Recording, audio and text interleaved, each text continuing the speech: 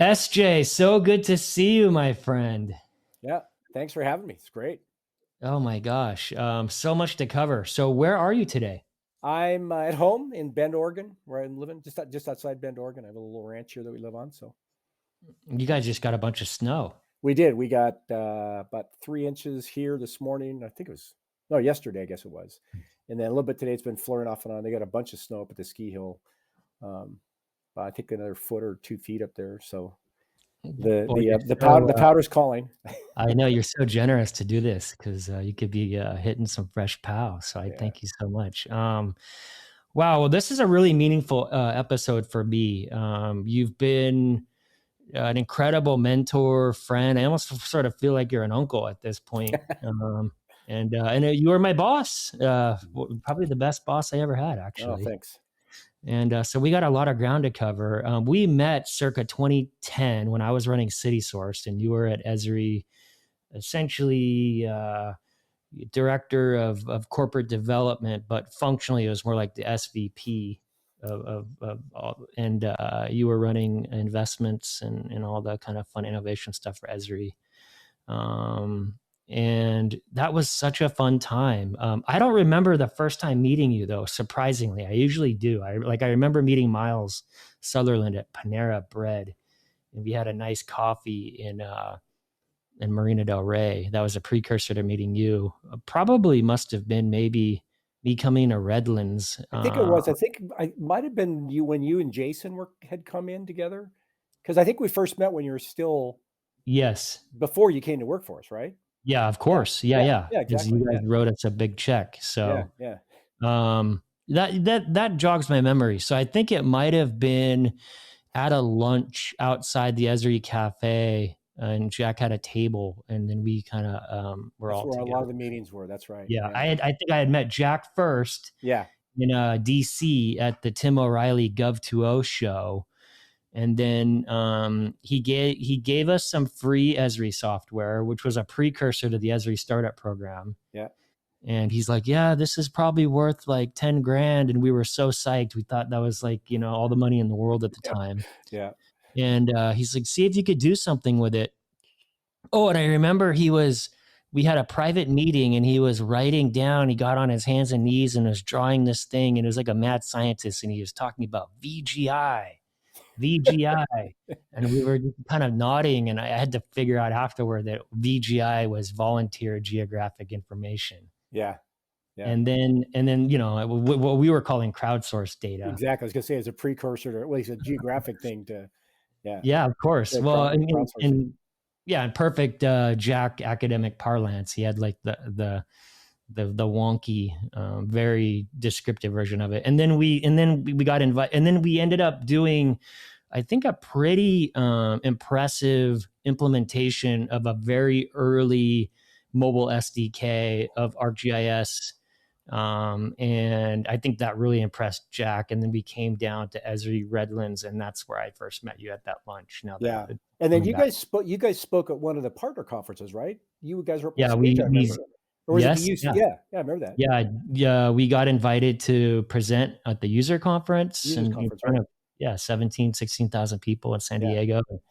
And then I was invited to speak at the Esri Partner Conference main stage, and I think that was 2011. 2012. I mean, the time is going so fast. I know, time's just blurs in my mind too. It's hard to keep track of. Well, Esri is such a important part of my life. I worked there for almost 6 years. You were there 30 plus. So you 5x'd me. Yeah, quite a long time. Yeah. And so there's a lot to cover there because it's such a special, unique, important company. But I'd like to press rewind a little bit and hear about your personal story and where you grew up and where you went to school and what attracted you to study landscape architecture and environmental planning. Sure. So I grew up in Southern California, actually Orange County, a little town, actually in the county, but right outside Tustin. Went to high school in Tustin. I was kind of one of those unusual kids that grew up in Southern California. I mean, I loved the beach and hung out there all the time, but I also was a mountain kind of guy. Our family had a place at a little ski resort in the mountains of Southern Utah. And and we spent summers going camping. So I just always migrated to the mountains. And so I ended up going to the University of Utah.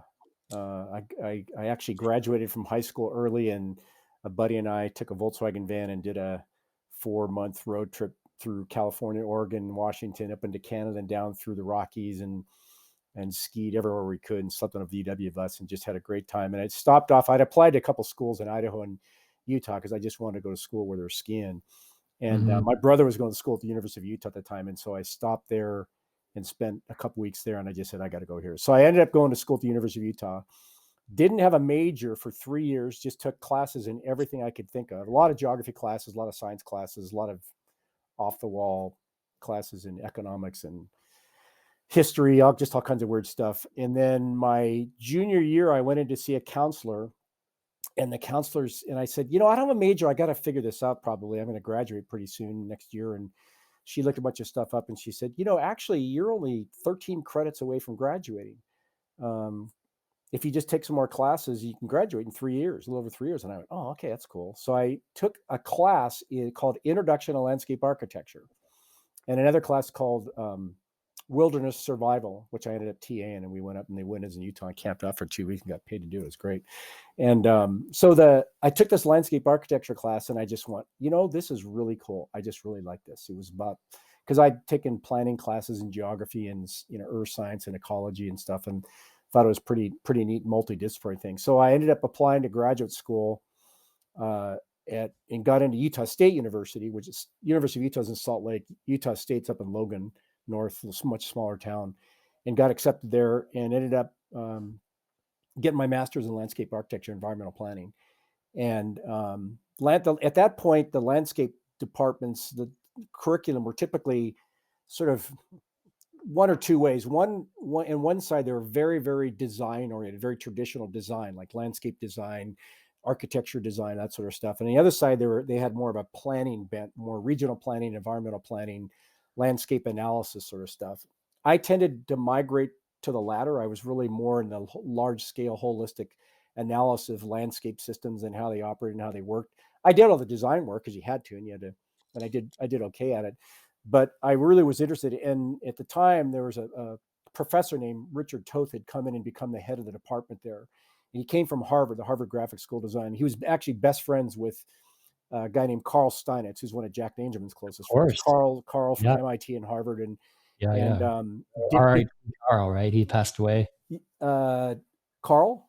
Is he still around? Oh yeah, I think he's still around. Oh yeah. All right, great. Yeah, Dick unfortunately passed away a couple years ago. But Dick brought computer GIS technology to Utah State, so he brought with him all the GIS analytics stuff on large scale landscape analysis, kind of the Ian McHarg back to nature mentality in a digital computer format. And that's what I just fell in love with it. And I studied it, and I took some computer classes and programming classes, which I was not very good at, but I understood it. And that's how I kind of got into it, and then got my degree. And I got it. Luckily, one of my professors became a real good friend of mine and ended up working with us at Esri. He and I started a company, a guy named Chuck Kilpack. He got a contract from NASA while we were there to do a research report, and publish a little book on the application of Landsat data, satellite data, to the landscape architecture and land planning professions. And so he hired me as a research associate, and we did some work on that for a year. And then I got about 5 or 6 other research grants. I actually became a research associate at the university while I was there, and that kind of led one thing to another and worked out great. What years were these circa?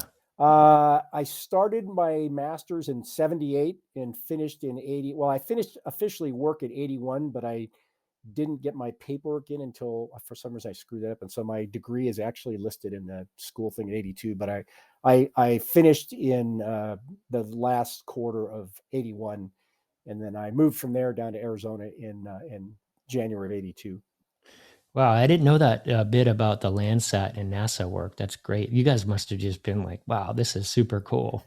It was. I mean, Chuck did most of the work, but he had me do research and help write stuff. And it was real fun. It was really, really fantastic. And was Carl Steinitz the connection to Jack Dangermond? No, actually, it's funny. When I was in grad school, there was a conference on GIS in Denver, and I think it was 1980, and a bunch of my classmates and I, classic road trip, got got in my buddy's old beat up car. We were lucky to make it there. Drove all night from Logan, Utah to Denver, Colorado. And Jack gave a paper, and I actually went up and introduced myself there, myself to him. I didn't. I mean, he probably didn't remember me, but I met him there then. And then later on. So after that, the Chuck Kilpack, that was one of my professors. He and I started a company after I got out of grad school. I'd actually gotten a couple of job offers, but Chuck called me and said, no, let's start a company. So we started a company called Iris Internationals, Integrated Resource Information Systems, which is a GIS and consulting company. We did consulting work. We actually wrote our own little software for the Apple II computer called it Apple Grid. And then we became actually Esri's first true business partner. That's how I really met Jack. So we became Esri's business partner and became a reseller of Esri software, and did some consulting work using their software. They had a little thing called Grid Apple was their program they had written for the Apple. They had Pios back then and some of the early raster-based GIS technology. So we became partners, a partner of Esri, and started working with them. And that's how I really got to know Jack. And that was in 82. Yeah, that is amazing. So when did you started working at Esri in 84? Is that right? Yeah. So we did that for a couple of years, and then we ended up selling the company. We started in Phoenix because Chuck was living there at the time, working for a consulting company. And then we ended up moving back to Washington, D.C. We had two other partners. One guy worked for the U.S. State Department, AID, Agency for Industrial Development, and then he left. And another guy, Bill, worked for NASA. And they were kind of, Bill was more of a silent partner. We moved the company back to Washington, D.C. We were in Landover, Maryland on the Beltway. I lived out near Annapolis. My wife and I had moved out there. We weren't married at the time. We moved out there. And then we ended up starting the company and did a lot of work. I'd get some contracts with the State Department, with the U.S. Forest Service, private developers, a whole bunch of stuff. And then we sold that in 84. And I'd gotten to know Scott Morehouse at Esri, who the head development guy, and a few other people, Logan and Jack at Esri. And as soon as we sold the company, Jack just called me up. He'd heard about it and called me and said, hey, come move to California. Why don't you come work for me? And I went, really? And it's funny because I had sort of sworn to my wife and told her I didn't really like Southern California. It was, I'd grown up there and it wasn't my style. And she said, you want to move back to Southern California? And I was like, yeah, it's great. There's mountains right there. We can live in the mountains. We can, you'll really like it. So after, well, that's probably good context for the audience. Most of them probably know Esri, but for those that don't, Esri is the pioneer of software category called GIS, Geographic Information Systems, and it's essentially computer mapping, and mostly selling into the enterprise markets, pioneering the whole category. And now it's 10,000 plus employees. I think it's the second largest privately held software company in the U.S. behind SaaS. It's got pretty big. Yeah, it was great. And when I started, we were tiny. Jack had just started a program called Arc Info in 81. And that's when he hired Scott Morehouse, who was the head of development out of the Harvard Computer Graphics Lab. And Scott's just brilliant, one of the smartest development minds, technical minds that I've ever known to this day. And he and I actually are good friends and do some stuff together now. And so Jack said, move to Redlands. We've got this new software. I need some help to figure out how to grow the business and sell it and get partners and just expand the market. And so we did. We moved out there and drove out, and right during the middle of the Olympics in 1984 into LA, and drove into LA. And I think at the time they were probably at Esri, I don't remember, maybe 40 people, 30 to 40 people, just several millions in revenues. And we hit the road running. I remember I wore a suit the first day, and Jack goes, what are you wearing a suit for? What are you, crazy? That sort of set the tone of how the casual nature of Esri, which was great. Yeah. So for context for the audience that might not know who Jack Dangermond is, he is a CEO and founder of Esri. He founded it with his wife, Laura, I think in 1969. I think the legend is they borrowed $1,000 from Jack's parents. Yep. Yeah. And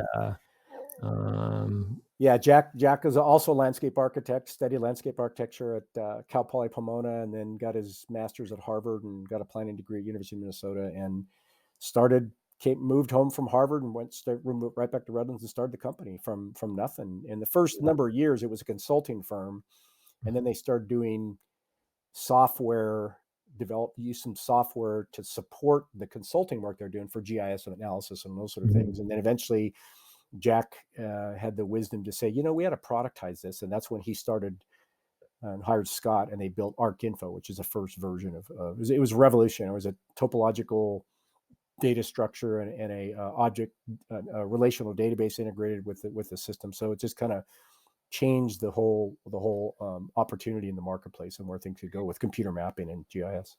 So that was that. So that's the timeline is that Jack and Laura ran it as a services business, and it was even a nonprofit to start, right? In the very beginning, I think, yeah. And then it became a for-profit after that, yeah.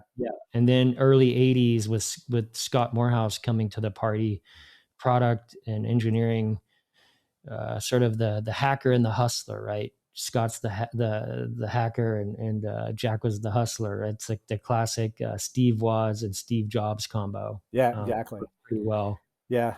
So it worked out great. So they brought me in and I started working with Jack and we won on Airfree. We won the first 89 deals we went after. We won 100% of them. Wow. And just kept winning deal after deal after deal. And we just had brilliant people and our stuff was so different and so unique. And Jack and I, with our background and how we could communicate as a landscape architect in the design profession, you learn how to communicate visually very, very well. So we put together these presentations and communicate with the people we were trying to get them to hire us or to buy our systems. And I think we just did a great job. And people were like, "Wow, this is pretty good." And Jack he was very brilliant on the technology side, but also really good on the design and graphics side. And we just thought it like in those ways. And so we did real well. And the company grew and grew. And, we went into Esri's success. It was the hacker and the hustler squared. Yeah, we just kept going bigger and making more and more money. Yeah. And that's in a really positive term. I mean, I think the thing is it's so hard to go from 0 to 1 and then to get the thing to scale up. I guess, that's one of the things I always appreciated about Esri is like everybody really worked hard. And I think that gets into a discussion I want to get into about culture. But one of the things there's so many things I want to cover and I want to be judicious with time. The pivot from services to product is really hard. Yeah.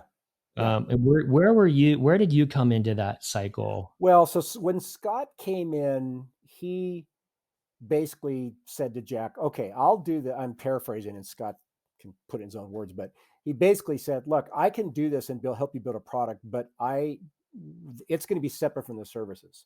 What I don't want to do is have a big, I'm working on a real new algorithm and we're generating some really good attraction and get some really good, development going. And then you get a big services contract and the top 3 programs got to get yanked off and go deliver on services for the next year. And then the development falls apart." So it was kind of like, I don't want to worry about that interference in the development cycle. And I don't want to worry about budgets and you just tell me what I can do, tell me how many people I can hire, tell me what I can do, and I'll just run with it. And that's pretty much the way it went. So the whole idea was product versus services. There were 2 distinct operating divisions in the company. A guy named Bill Derenbacher, who's one of Jack's early employees, is a geographer, just brilliant guy, wonderful person. Bill ran the consulting division, and Jack kind of let him run that. And, Jack had started as a services consultant, so he knew that inside and out. And then he kind of pivoted and spent more and more of his time in the product side with Scott and I. Another guy named Clint Brown, who Jack brought in, actually just before me, Clint came in, brilliant statistician from the U.S. Fish and Wildlife Service. And we kind of drove the product side, and we just kept saying we would coordinate very closely. If there was a services component to a contract, Bill and I would work together and say, "Okay, I might need a little bit of this from you." And he'd say, "I might need a little bit of this from you." We just kind of coordinated, but we never really let the services side erode the product side and vice versa.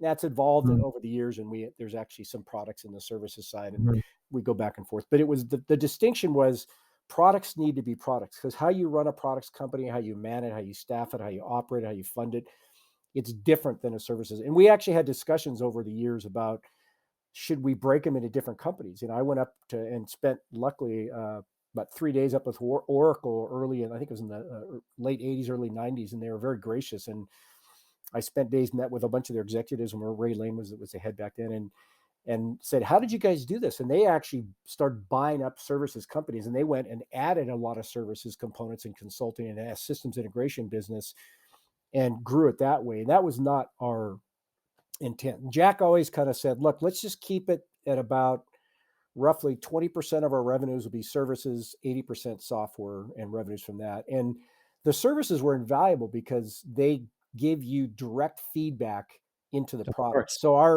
our best testing Yes. customer for the software was our services division. We get a contract, they get a contract, they have to deliver, they have to use a software, they break it, they'd come in and say, this doesn't work, we got to fix it. So that when you get that balance between the software development and the innovation and the new developments going on versus the actual services people that are using the software and giving you real life feedback into what works, what doesn't work, how do you innovate, how do you enhance.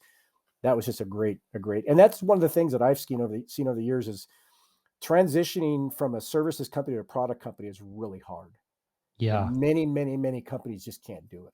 Yeah. It's Yeah. And it's difficult. really hard. I mean, it's incredible that Jack, because a lot of times there's sort of two classes of tech company. There's like the very product heavy technical founder, and a lot of times they're sort of a solution looking for a problem. And then you have, sales led organizations with a sales charismatic evangelical sales leader that's good at selling and recruiting people to come work, but maybe the product chops aren't quite there. I think Jack was sort of unique in that he was technical, in the sense that he had a master's degree in Harvard and in design, and was essentially architect, and that probably a lot of that, that rigor probably helped to have sort of a more rational framework for productization. Is that fair Yeah. to say? Yeah, Yeah. definitely. It was a different, we approached everything, and Jack obviously is the leader, from a very strong multidisciplinary approach. So it Yes. wasn't like, Scott came from and developed software, and his whole philosophy was from first principles systems approach. You can't just look at this and say, I'm going to write and program an algorithm to do, like a widget to do these three things, or this that let you make a map and color green and bring it up on the screen. It was like, okay, once you make that map, you got to combine it with other maps. You're going to do analytics. The real power and the strength of what we developed and the genius behind where it was that Scott drove was, it was an analytic engine. I mean, it made beautiful maps and it made incredible cartography, but it also did analysis, and the mathematics and the algorithms behind that were incredibly complex. And to think that through and how that worked from a systems perspective, and graphics and digital cartography and map data combined with statistical data and text and numbers, and then making that all work together was really breakthrough innovation, and that Yeah. Scott came up with. And Yeah, computational geography. exactly. Yeah. Yeah, I remember, I had the really wild life experience of having a really long conversation with Jack Dangermond and Jared Diamond, who wrote Guns, Germs, and Yeah. Steel. It was Yeah. at an event at Mark Schuster's Upfront Summit that we got Jack an invite to. Both him and Jared keynoted. And Jared's a geographer at UCLA, Yeah. but they were worlds apart in how they looked at the world, because Yeah. Jared coming from a narrative point of view, and Yeah. Jack was coming from a computational point of view, and it was really fascinating. I have a beautiful photo of that Yeah. conversation. Yeah. But that is, I think that's one of the things that I just really loved about Esri was everybody was in pursuit of lifelong learning, and it was a place where you could do your life's work in the context of mapping, right? And No, that's so, exactly right. yeah, And it's funny because the way Jack, it's a really unique company. I mean, someday someone's going to write a book about it.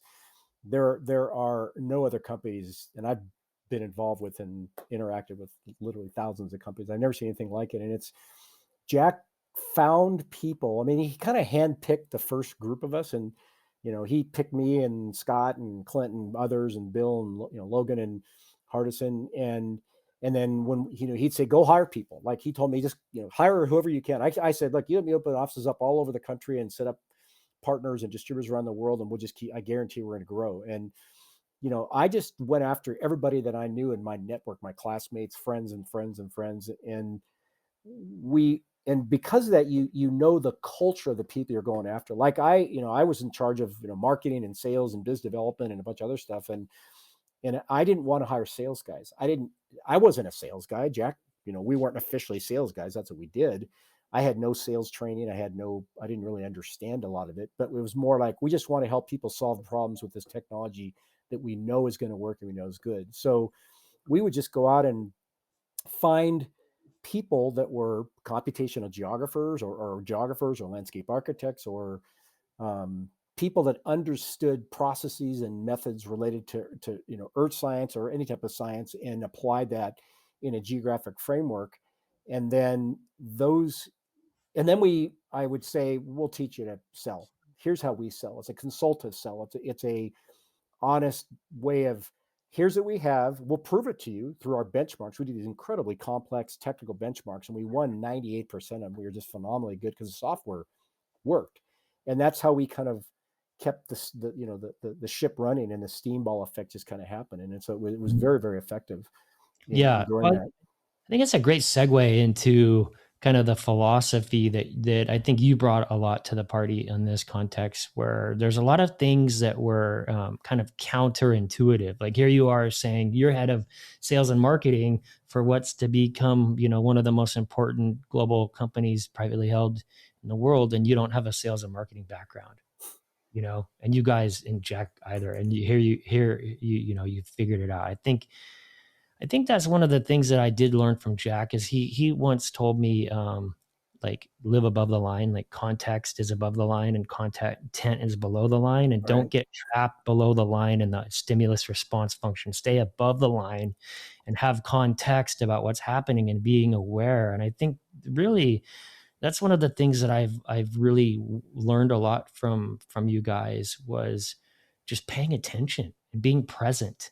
Like what is the environment that we're in, and what is the opportunity, and where are we trying to go, and then where is the customer trying to go, and let's figure out an intersection to get there together. And I think maybe that's a great segue into like the sales philosophy. Like one of the things that's unique about Esri is that the sales team is not commissioned to this day. And here I am, and I'm in talent. I sell talent searches. Sales is the number one talent search that we sell.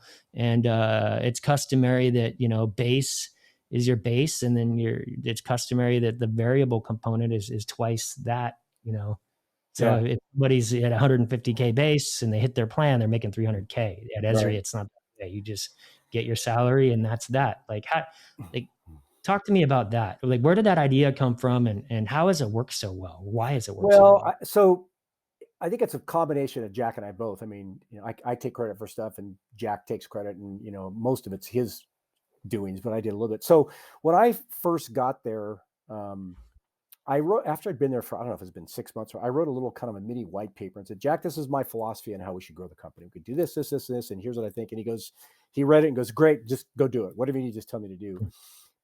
And part of that, was we were doing these benchmarks I mentioned.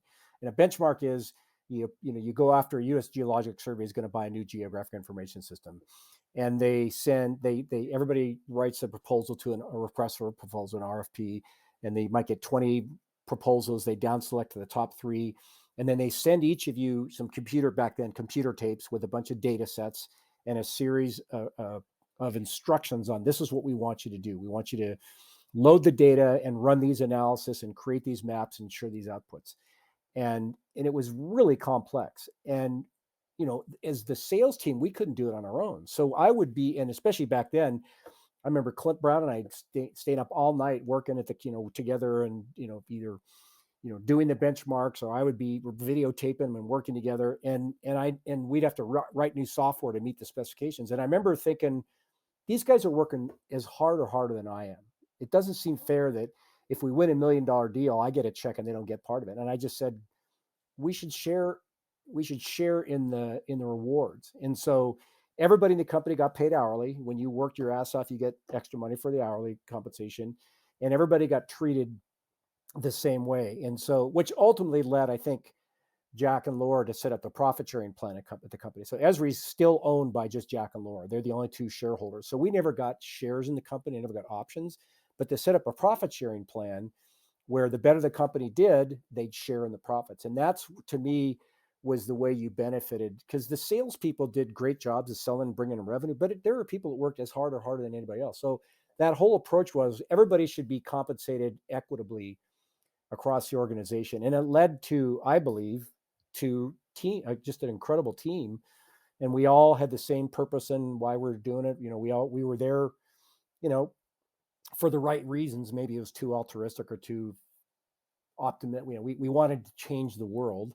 We actually believe we could do that. And money was important, but it wasn't the single driver. There was, we had to make money to run the company, and, we were very profitable. The company's been incredibly successful, but there were greater things, I guess, that we thought. And Jack that's what I mean. He had selected us, and we had selected a lot of our lieutenants and people, and we all had a very similar cultural approach in how we wanted to be in business and make the business successful. And that, we were well compensated and did well, but so that's a long story, but that's kind of how the whole thing about, nobody's going to get, because commissions, you end up selling things for a paycheck because you got to make your mortgage payment. You got to put your kid through school. You got to buy a new car.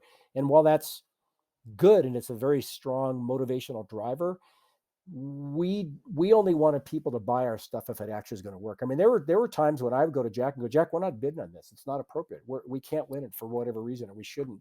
And we'd go back and forth and back and forth. And there were times I said, it just doesn't, just because we can make money, it doesn't make sense. These people won't be successful because I understand their philosophy. I've talked to their people. It's not a good fit for some reason. And so that was a way we approach things. Yeah. There's a couple of things there. One is, I remember Jack telling me in his office one time that GIS was not inevitable.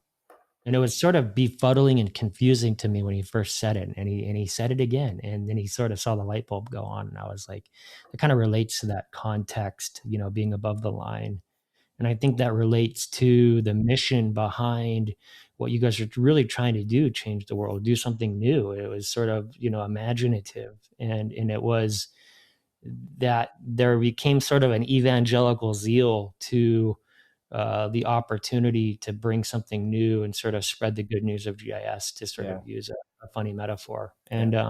And I think that really aligns back to like how the sales org was developed and how people were able to sort of do their life's work, because the company, I think that's interesting, because that might be a good segue into verticalization. But the other thing that you were just talking about with, let's see here, I'm trying to remember. There's another thought I wanted to put in a Levi. We're probably going to want to cut this part out because I'm bubbling, but maybe that's a good break. Like we could take the conversation into like verticalization, because that might be a good segue into like how you guys were able to verticalize. Sure. Why don't we do that? Sure. Okay. Yeah. So I think that's okay. We'll cut back in here, Levi. So I think this is a great segue into verticalization. So at what point did it start making sense to verticalize the market? And like to maybe say some context, like you guys started with sort of larger government contracts, right? Like selling into federal and state government. Although there were some of the early clients were actually oil and gas customers. Mobil, Shell, Exxon were some of the bigger customers. So it was the early adopters of GIS technology. A lot of them were government agencies. Yeah, exactly. And some of that early work was even like with the land recorder and doing all the assessor parcel numbers and cadastre. It was. I mean, planning and zoning was sort of the classic thing. It was useful, but the tax mapping, good early parcels. We had a thing called COGO, coordinate geometry, for entering meets and bounds and the actual legal descriptions of properties. And the early years was mostly about just getting the data automated, getting paper maps that had been around forever and getting them into a digital format in the computer system, and then you could start to do things with it. So the early customers were mostly government agencies, city, county, state, some regional things, and a couple of bigger companies. But then as we promoted the market and others, our competitors, and a lot of people in the market, and we started realizing it was very applicable and appropriate for other types of uses, other vertical markets, healthcare, schools, um, agriculture, Yeah, transportation, utility companies. So we started to notice that there were both us pushing and advocating for other people that were not the classic traditional government agencies to use it. And then people, what a lot of the early, I think people, the innovators in the industry actually came from users. Someone at a transportation agency would go, what, I've heard about this computer mapping stuff, and we should get one of those things. I think I know how I can apply it and make our job better for transportation modeling, or for creating highways and designing highways. Or there were people in the agriculture interests, that gee, I bet we could do better crop forecasting, production, yield generation by automating the mapping component, all these different industries. So we started finding people that were experts in their domain, in government or in healthcare, or in utilities, or in even in the business sector, started picking up on things in insurance, finance, supply chain. And so over time, we evolved and started creating industry marketing group. Under marketing, we put up something called industry marketing, where we actually would then focus the product positioning, the product sales, and the applied use of the technology into specific domains. And over the years, that verticalization helped drive the software. Like some of the real complex data models for connected network connectivity came from the utility market. It was really hard to do electric and networks or telco networks, that sort of stuff. And so we would get feedback from that industry, and then we would build, Scott's team would help evolve the product to deal with some of those things.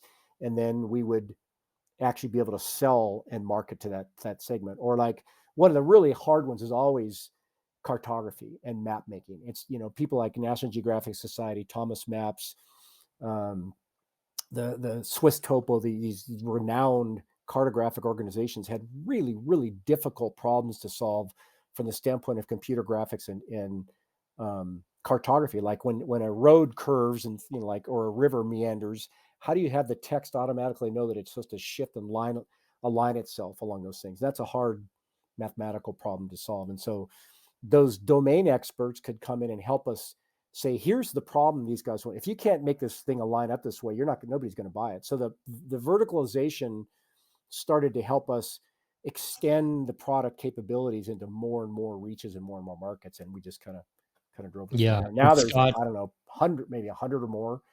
Probably yeah. if you broke it down into details, subsectors. Like in local government, there must be 20 or 30 different, there's planning, zoning, there's transportation, there's road management, there's public works, there's school districts, there's fire, there's police, all these different, aspects to it.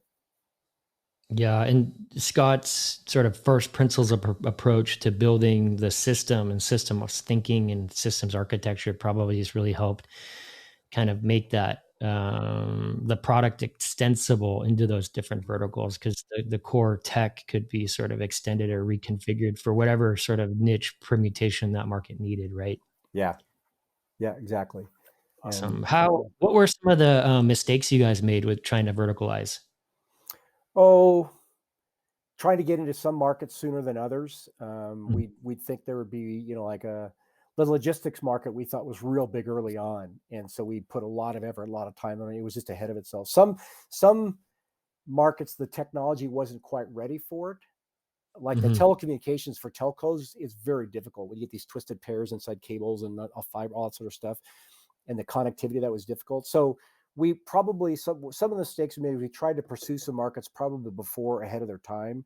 The agricultural market, we did a lot of work early on with that, and it just wasn't quite there. And they were early adopters, but to make a market sector go, you've got to generate literally hundreds or thousands of accounts and sales, and bring in, at that time, you get bigger and bigger, you got to bring in tens of millions of dollars in revenue. And if you can't, that you've spent money. The thing I really admired about Jack was he would spend money wise. He'd spend a lot of money on different things and take some risk and try experimental things. But if it didn't work, it's not like he, of course, he'd get upset about it, but we learned from our mistakes. So Mhm. There were numerous meetings where we go, remember when we did that last time, we screwed that up? We should have done it differently. We're not going to make that mistake again. And so we really learned from all those, going after the markets probably too soon, the ones we weren't ready for. Trying to the one thing I think we're really good at is we never wanted to go outside the GIS market. A lot of people wanted to get in the GIS market, hardware companies, database companies, Oracle's a database, relational system, went out and bought some companies and tried to compete. And so we tried to stay true and focused on just the GIS. The GIS market in and of itself was getting bigger and bigger and broader and broader. So we knew we had a huge life ahead of us from that perspective. And it's proven out. So Did it get to a point where did you guys end up learning the lesson where you weren't verticalizing until the market was just demanding it? no, I think in some cases we helped push the market and create it. Mhm. In other cases, I think every vertical market we ever went after at some point got there. And also maybe we didn't have the right people that understood it well enough, or Yeah. um, it's also hard because when you say you're going to go after a market, there's the US market, which in and of itself is big, but then there's the global market. And so, we set up these distributorships in 80 some countries covering 100 plus different countries. Like a few countries distributors would have multiple countries, like in South Asia or South America. And then to get those people educated and trained and up to speed and understanding the extension of the verticals that we had with the resources we had that they didn't have was challenging. And so, Yeah. you've got 30 people in Mexico, we got 3,000 people or whatever the number of proportions were, a couple, maybe 1,000 or 1,500 in the US at that time. To get them to take on all the same verticals we had, it was hard. And so we probably pushed a little bit too hard in some areas and others, but we had Mhm. great people. They still have a phenomenal. Esri has just amazing people, and so it was it Yeah. was it The worked. distributor franchise model is just another sort of like one of these sort of like counterintuitive ways to expand the business. A lot of these tech companies nowadays are sort of monolithic and scale the world. And I think maybe in the context of Esri's business and dealing with sensitive data and government data, having sort of a local subsidiary or local national distributor seemed to be a really highly leveraged strategy where they knew the local customs and knew the local people, and then it was a way that you could sort of quickly use core business process and tech as a template and kind of scale it out quickly. Is Exactly. that fair?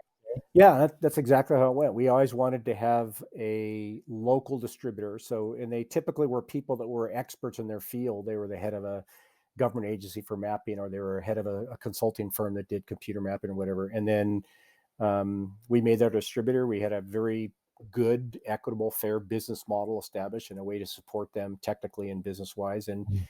And we just kind of grew it. And we always, and in some cases, Jack ended up owning part of the local distributor. And so the early ones, like in Australia, Germany, Canada, they were Esri Canada, Esri Germany, Esri Australia, Esri. If they had the Esri name, then Jack would own part of them, but it was always less than 50%. We wanted the company to be majority owned by local people that knew the culture, the business, Yeah. that sort of stuff. And so, and the distributors, whether it was owned partially by Esri or not, were treated exactly the same.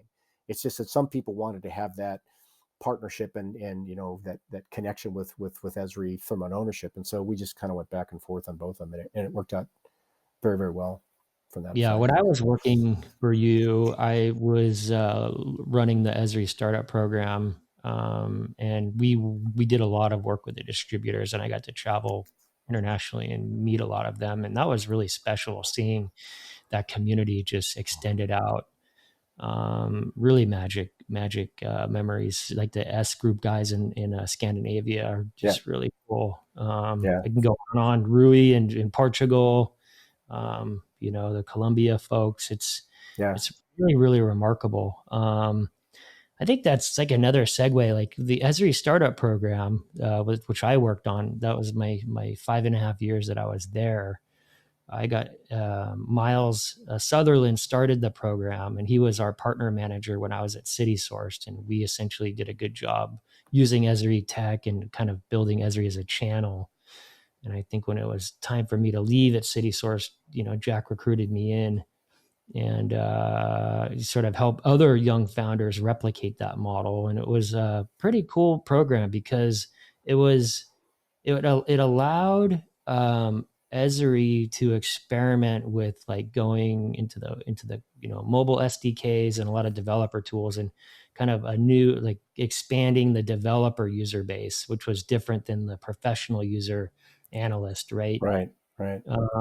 And then it was smart because we were able to, grow a new crop of partners. And I think that's sort of like maybe back to like Jack's landscaping background and your landscaping background is you guys would think in terms of seasons and cycles, and that things just, you plan it, you take care of it, and over time it'll bear fruit. It's sort of a long view. Yeah. Uh, Very much so. Yeah, the startup program was exactly like that. We knew that startups didn't have a lot of money, a lot of resources, and but we knew that they had the potential to go from a seed into a beautiful tree or whatever that landscape analogy, and it yeah, worked real well. And so, yeah, so we set that up, and it worked tremendously well. And Miles really came to Jack and I and said, I think we need something like this. And Jack said, okay, SJ, why don't you run it and make sure Miles really runs it. And then they brought you in and Katie and some other folks, and it just became a great program. And the whole idea was that we could scale it and grow it without causing cost or minimizing the cost and pain to the businesses to be able to, from a bootstrap perspective, the startup to really make that go and to grow.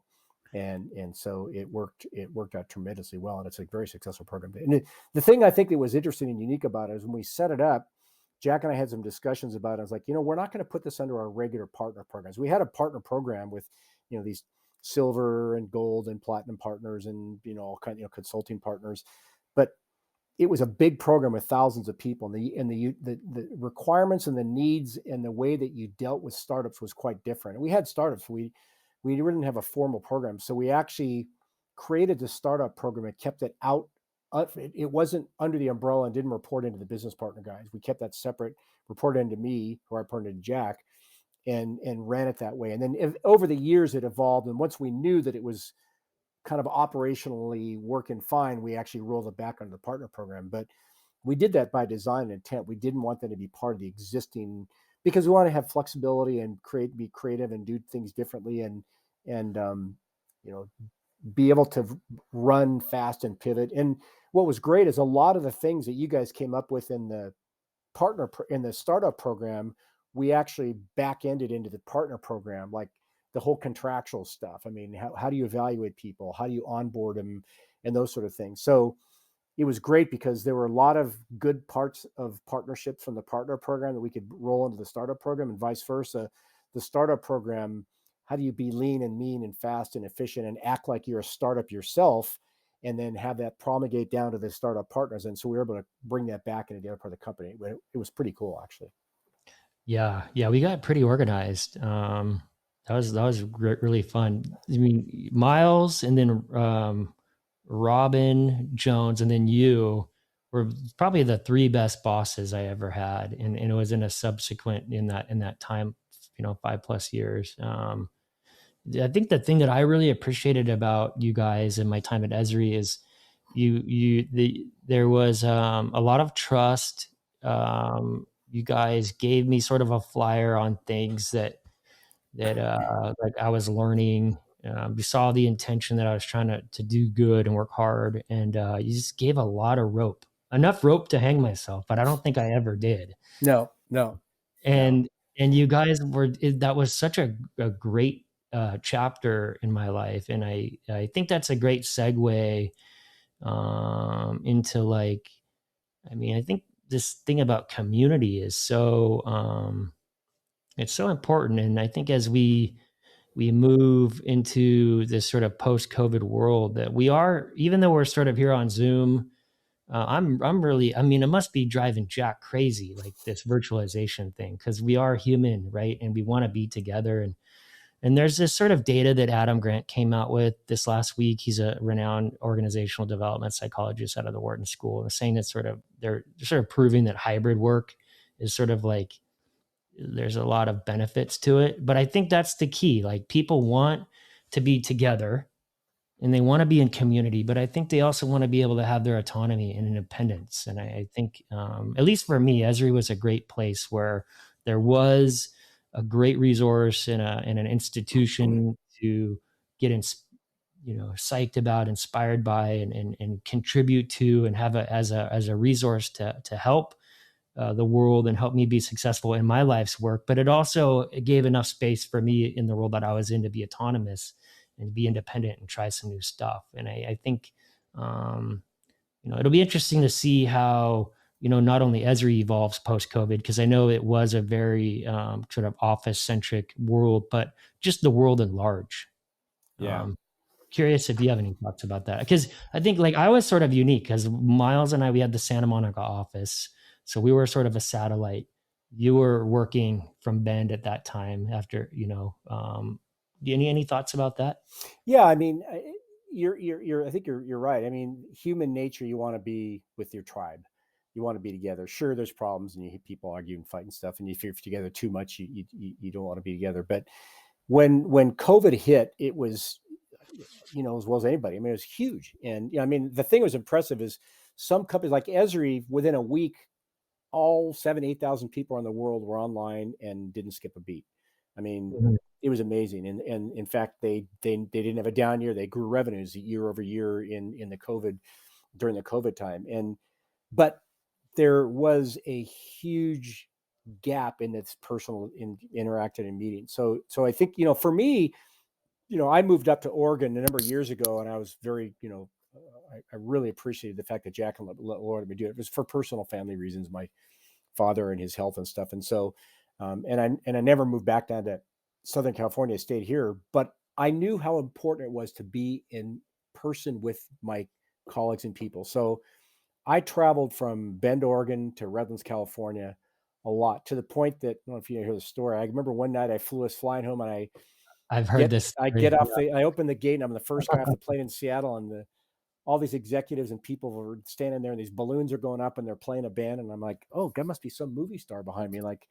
And they go, congratulations, and I go, what? You just hit the 1,000,000 mile mark, and they told me I was one of the 100 top flyers in Alaska Airlines. I'd flown more miles, and funny story, but the reason that's important is for me, I knew that I had to be sitting in the same room with my colleagues to get stuff done.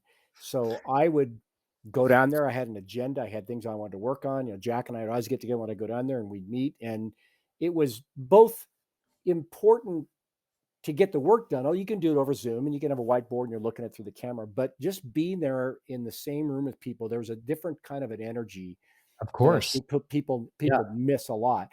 Yeah. I don't think going back 100% to you must be in the office, 8 hours a day, 5 days a week is necessary.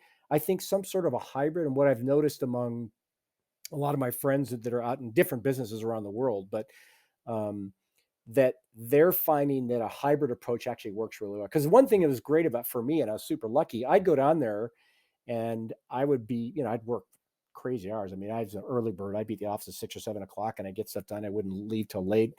And then I'd get a lot of stuff to do, but then I'd come back home and I would lock myself in my room and I could get stuff done. I had no distractions. Getting that balance is going to be critical between interaction, working with people, having the benefits of that versus having enough time with minimal or not, the wrong kind of interruptions to get your work done and be productive all the time and be innovative and creative. And Yeah. that balance. And I think I'm hoping, at least what I've seen, that my experiences in the last 2 years, that, and especially the last 6 months, is some people are going back. That seems to work a lot, which is kind of Yeah. interesting. Yeah. One of the things that we did was we would coordinate our meetings to Redlands around your schedule. So we would work with your admin and find out when you were going to be in town. Yeah.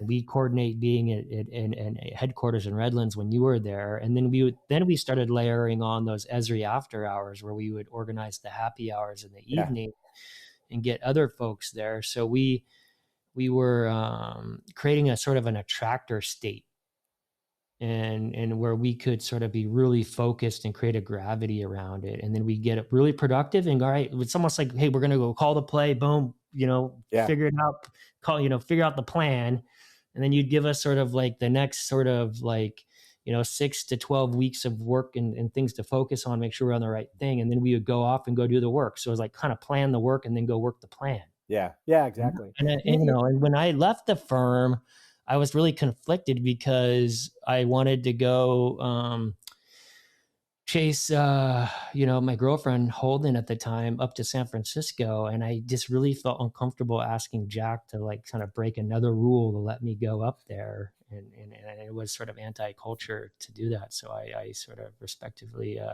resigned. And you know, I think it'll be interesting to see how the firm evolves. I do think a hybrid solution where you're at work 2-3 days a week, and then give people flex time is probably um, a good solution. So Jack, if you're listening to this, my man.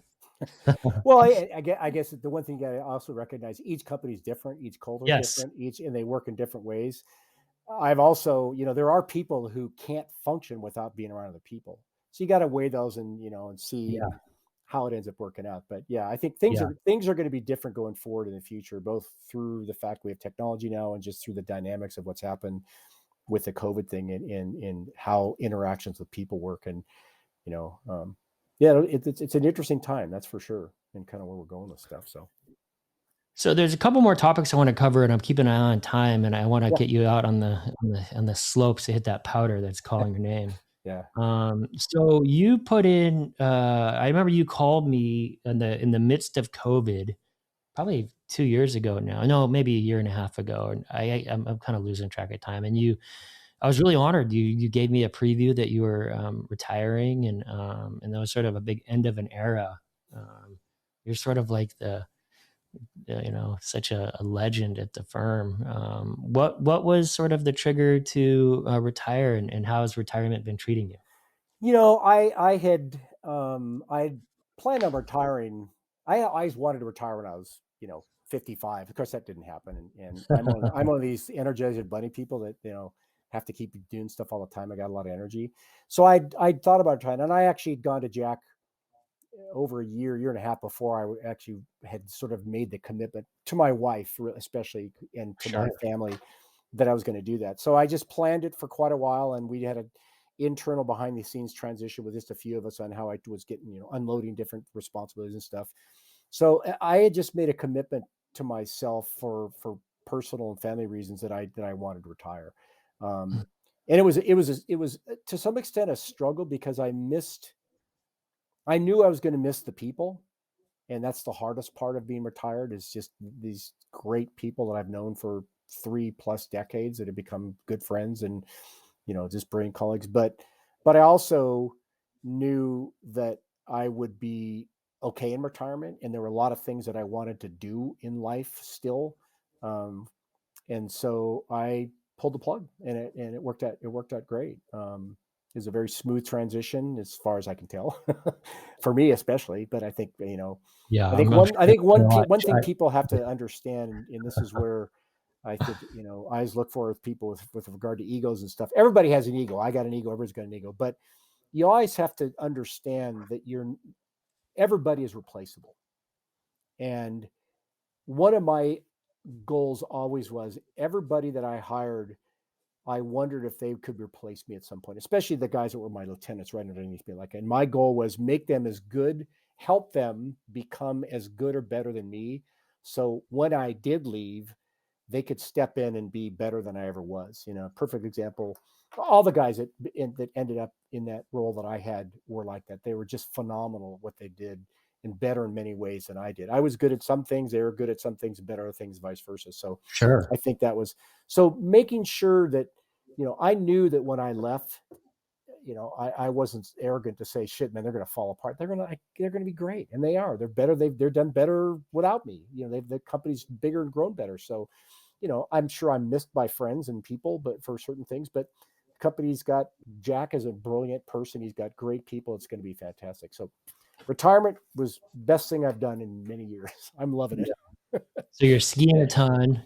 We still got one of my bucket list items is to go skiing with you. So and with Miles too, that would be amazing. Yeah. So let's make Yeah. that happen next Yeah. year. No, I do. I Um, ski all the time. That's my big. I mean, in the wintertime I ski a lot. In the summertime I ride bikes and fish and camp, backpack and camp. But I'm a very outdoors person, so that's been great. And then I was very fortunate. I guess if you can call it fortunate. When I retired, a lot of people contacted me about working for them, either yep, hiring me and of um, course. or consultant, and I just said, I've turned down a lot, and mostly because I just didn't want to work that hard. Other times because I just, I also made a point that if I'm going to do some work in retirement, and it's a very small amount, and it's like we call it, I'm an advisor. I'm not a consultant. I don't go in and write reports, and I give people advice and feedback to what they're doing, which people seem to like it so far with just a few organizations. And I make sure that it's with people I really like I really, really like them. And I think what they're doing is important and I can have impact on what they do. Because Yeah. when I do something, I do it 100% or 120%. And I want to make sure the impacts and the results are good. So And you're yeah, doing that in the context of some private equity and you're doing some consulting there, as well as consulting with an investment Yeah, banking. yeah, yeah. I mean, over the years, when the last number of years I was there, I headed up all the corporate strategy for the company, and included Jack had me kind of overseeing the strategic side of acquisition, M&A, mergers and acquisitions, and investments, that sort of stuff. And I worked with a lot of venture capital firms, a lot of investment banks, a lot of private equities, and when I left, the two that I liked the most actually reached out to me, and the private equity firm and the investment banking firm, and said, "Hey, would you like to be an advisor?" And I said, "Yeah, let's figure it out." And so I have, and it's been real enjoyable. I enjoyed it. Then a couple other smaller companies I'm advising on different things, and some completely outside the GIS business. In fact, many of them are outside the core GIS business. So I've been able to use a little bit of the experience and knowledge I've gained over the years to help other things out. Yeah, it sounds like it's a fun excuse to get to play, but you're getting paid to play a little bit. So That's that's exactly yeah. what it's like. It's yeah, and it's in cool places. I'm doing a little bit of work over in Europe and in Iceland and in Sweden and some other places that I've just loved to do. And and I get, I make sure that when I do work, I always add a little bit of fun on top of it. That's been good. Yeah. Yeah, I love that. Well, turning the page, one of the core themes. Oh, let me back up. We're going to back up, Levi. Well, congrats again on retiring, SJ. It's a big milestone, and you're definitely a model for me. Like I, you know, so grateful to have you as a friend and a mentor, and watching how you've lived a rich life, not only in business but more with family, and being able to, I've met your kids and they're amazing, and being able to spend more time with them is amazing. So Yeah, no, congrats on that. it's great. I'm super proud of my kids, obviously, and you've been, I really enjoyed our friendship over the years. We've been staying together and connected, and you've done great stuff, and it's always nice to see people that work for you advance in their careers, and just, you're one of them that's done a great job. So it's congrats to you. Oh yeah, It's been great. yeah. Well, you guys gave me a lift and a boost, so credit to you guys. Yeah. Turning the page, SJ, one of the core themes of the show is humanizing success, and I've shared with you some of the challenges I've overcome, and I do believe the bigger the breakdown, the bigger the possibility for a breakthrough. And having said that, what's a challenge personally or professionally that you've had to face and overcome that you're comfortable sharing? And what gift did that challenge or pain give you? Boy, I guess it rolls back to some of the earlier parts of the discussion. I'm not sure how much of a challenge this is. I've been fortunate in I helped, get Esri going and grew the company and helped them, over the years, and I guess grew a name for myself in the industry. I was getting recruited by a lot of people, and getting offers from competitors and other companies. And one of the challenges I always faced was, I could leave Esri. I could make a lot more money. I get stock options and they're going to pay me big things. And I was always struggling with, should I take that job or not? And I mean, it happened a number of times. There were 2 or 3 or 4 that were really tempting.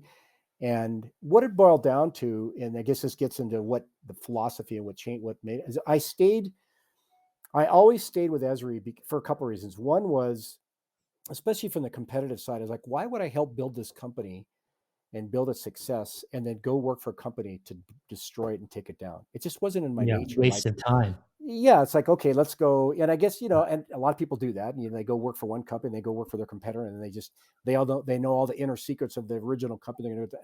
I just, from a moral compass, I could never do that. And it wasn't in my nature to do that. Sure. And the other was that the one thing about Ezra is amazing is they were, and they are, especially the people I worked with. Like, there's lots of people there, but I got to work with, on the board and with the top people and the division. I ran part of it, and then I worked with other division heads, and they were just brilliant people. And I would always weigh the pros and cons of, if I go work for this company, and I've interviewed with a few of the people, and I'd go, are they going to be as fun, as brilliant, and as engaging as the people I'm working with, and is the mission that they're doing the same? And it always boiled down to, when I was really honest with myself, no. And then you weigh, Mm, okay, what about the yeah, monetary reward?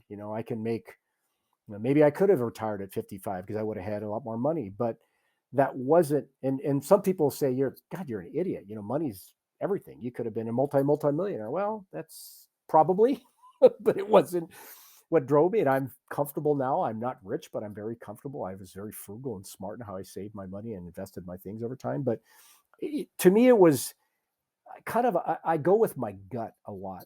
I think I'm a pretty good reader of human nature and human people, and I'm a pretty good at seeing a holistic, broader context around, like you're talking about, the context versus the content. I'm pretty good at yeah, seeing that, and I can. Lori size called the sniff test. Something just doesn't smell right here. This just doesn't smell.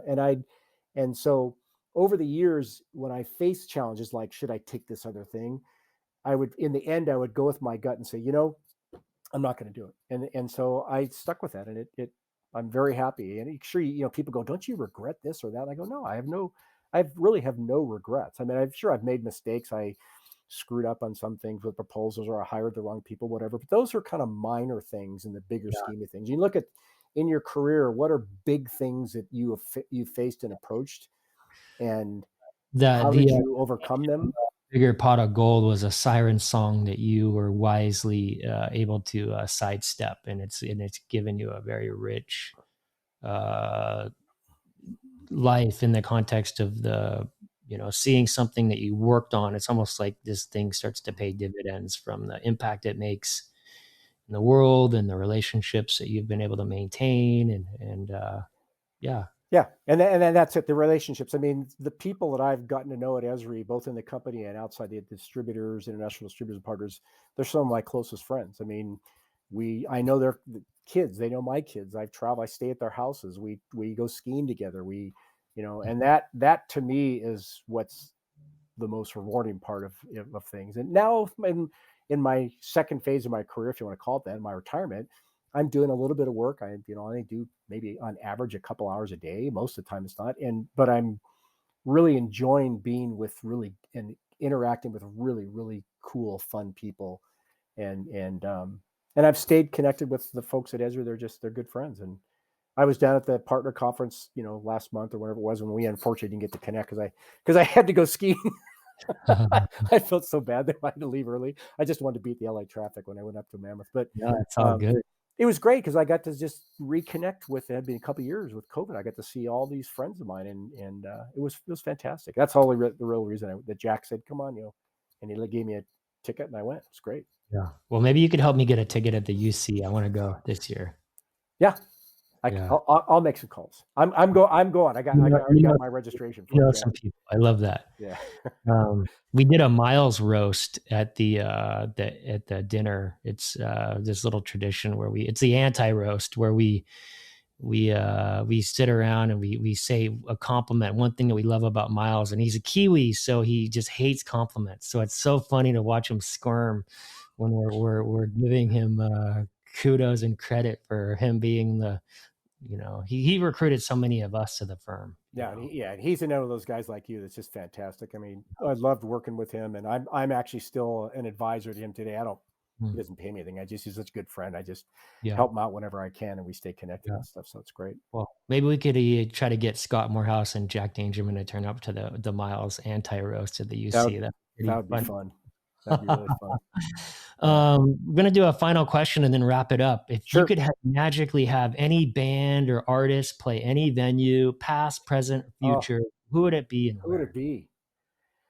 Boy, there's some great bands that I never got to. I guess one of my favorite bands that I never saw is Tom Petty.